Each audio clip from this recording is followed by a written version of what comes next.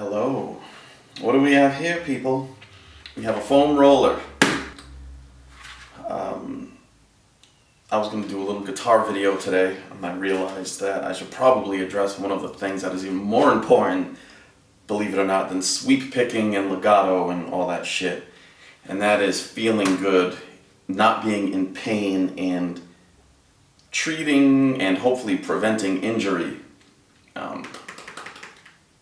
Non-musicians would be surprised how many musicians, especially the ones that practice a lot and gig a lot and with sight reading and transcribing, and I used to play for hours and hours every day, and you just get jacked up, your hands, your wrists, your forearms. Right now I did this at the gym. I just had nothing to do with the guitar. I kind of pulled a muscle here, but this, just a couple of things I recommend that really helped me, because I was a mess, and my buddy Felix actually recommended this foam roller. I guess it saved him from knee surgery.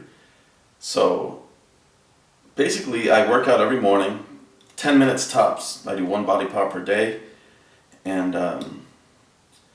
I certainly don't look great, but I'm probably in the best shape of my life, better than when I was, I'm 40 now. I'm in better shape than I was when I was 20, and I used to work out for like 2 hours a day. So, and at the gym, now I do everything slow. When I did this, I'm sitting there shrugging 110-pound dumbbells like an asshole, not that that's a ton of weight, but I was just like throwing them around, and I felt it pop. So now I do everything really slow, 10 seconds up, 10 seconds down, and it's unbelievable how much better I feel. I'm getting stronger, less injuries, and so I come home, I'll drink some water, and I'll do this for about less than 5 minutes. I'll put on Netflix, I'll do this for a few minutes, mainly on my back and shoulders. Like I'll lay on my side and do it kind of in that area here. I got in a motorbike accident. I don't know if you can see this. I got scarring here. That's from road rash. I pulled, so I landed on this side, and whatever this tendon, kind of your rear delt and your lat, got pretty fucked up. So I spent some time on that, my back. Once in a while I'll do my legs, but it also helps getting blood flowing and everything. And I also have a little trampoline that I use. So the little trampoline I got for like $30 at Walmart, and just a couple of times a day I don't even jump on it. Maybe 1, 2, 3 minutes at a time. Again, that's good to get your blood flowing, get your lymph fluid going. Because a lot of us musicians, we just sit, it's like sitting around playing your guitar all day, sitting around on the computer. Fuck, even though I work out every day, I still lead a very sedentary lifestyle. So I totally recommend this, like a small rebounder or a trampoline. I think if they call it a rebounder, they'll charge you like 10 times more. If they call it a fucking trampoline, it's like $30. So combined total, $50 probably, and man, the effects it'll have on your health are ridiculous. And also know wrist and hand injuries, a lot of that comes from here. A lot of us have tension in our neck, and then it'll pinch a nerve, and then you'll feel that tingling or numbness in your hands, and that'll make you play different, and then you'll start getting hand problems.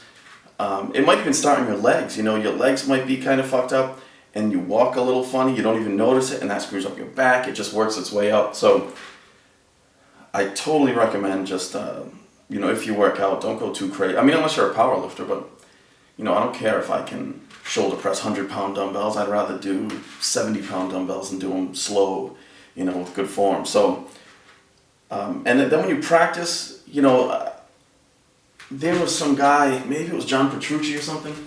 He did this video of all these weird stretches. Like, don't do that shit, man. If you want to do it, but that stuff can screw you up even more. All you have to do is use common sense. Don't be doing diminished, like 3-note per string, diminished arpeggios all day. There's really almost never a need to stretch like that. Sometimes I'll do a 3-note per string pentatonic on the lower frets, and that'll be a bit of a stretch. But if you notice, almost everything I play, including chords, most of the time my hand is like this, Chords look like this, very, very close together. So, and then the only other thing is I would recommend, and this is just something that worked for me, not necessarily will work for you, is to avoid sugar.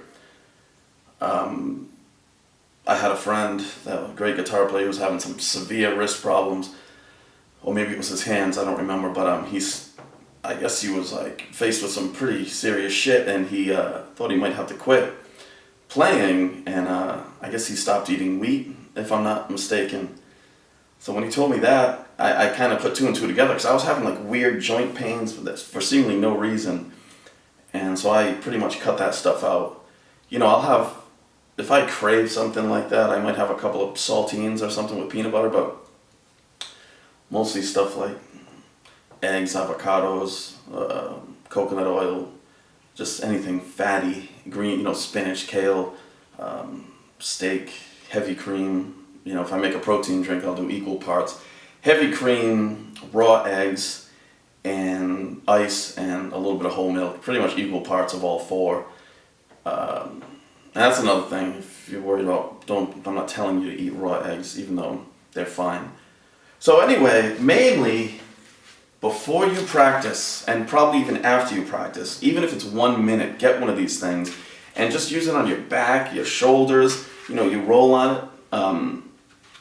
Even if that's the only thing you do, put it on the floor and roll your back over it for a minute. Pretty amazing stuff, man. And yeah, don't do any big stretches. It's useless.